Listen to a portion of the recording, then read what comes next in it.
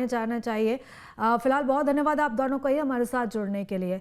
देखिए, छत्तीसगढ़ में धर्मांतरण का मुद्दा गर्मा रहा है और धर्मांतरण गैंग को बिलासपुर हाईकोर्ट से एक झटका लगा है। दरअसल कांकेर जिले के करीब 13 ग्राम सभाओं ने अपने गांवों में धर्मांतरण रोकने के लिए पादरी पास्टर धर्म परिवर्तन कर चुके लोगों के प्रवेश पर रोक लगा दी है और इसके लिए गांव के बाहर होर्डिंग्स भी लगा दी गई हैं। इसके खिलाफ हाईकोर्ट में याचिका दाखिल की गई थी, जिसे कोर्ट ने अब खारिज कर दिया है और इस मामले पर कांकेर से केरल तक बवाल मच गया है।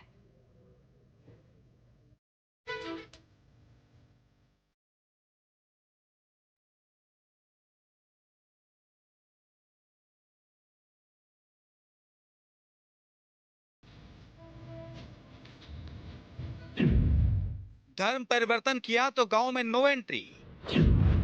कांकेर के गांव में लगे नो एंट्री के बोर्ड। हाईकोर्ट से भी धर्मांतरण गैंग को लगा झटका। छत्तीसगढ़ के कांकेर जिले में बढ़ते धर्मांतरण के मामलों पर रोक लगाने के लिए जिले की कई पंचायतों की ग्राम सभा ने बड़ा कदम उठाया। उन्होंने गांव के बाहर होर्डिंग्स बोर्ड लगाकर पादरी, पास्टर और धर्म परिवर्तन कर चुके लोगों के गांव में प्रवेश पर रोक लगा दिया। इसके बाद मामले ने तूल पकड़ा।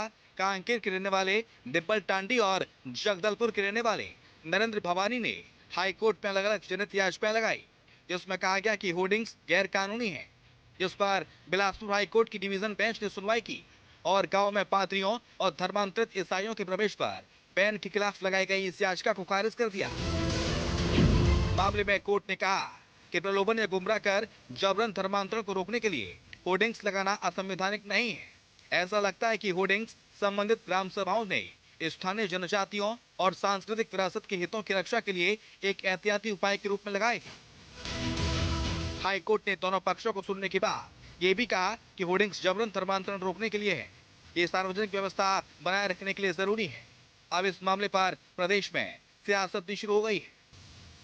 इसी प्रकार से जन जागरूकता से, जन जन के प्रयास से ये अवैध धर्मांतरण करने वाले या कराने वाले या पर्दे के पीछे रह के इसको समर्थन देने वाले, पोषित करने वाले लोगों के मुंह पे ये जोरदार तमाचा है।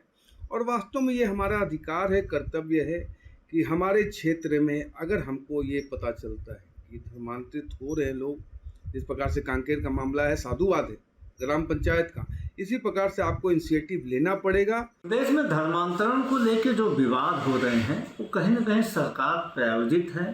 सरकार के समर्थक संगठनों के द्वारा किए जा रहे हैं ये विवाद।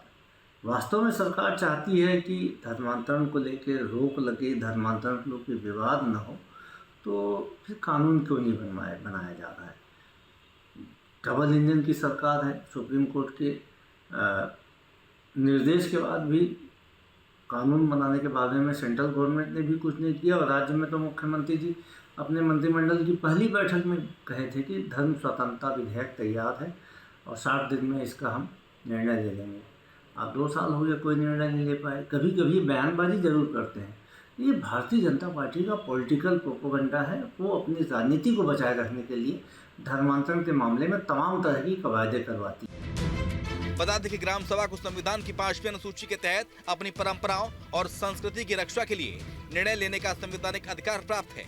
हालांकि धर्मांतरण गैंग का कहना है कि ग्राम पंचायतों ने पेस एक्ट का हवाला देकर होर्डिंग्स लगाए हैं, जो संविधान के अनुच्छेद 19(1)(d) और 25 का उल्लंघन है और इसके जरिए ईसाई समुदाय को मुख्यधारा से अलग करने की साजिश की जा रही है।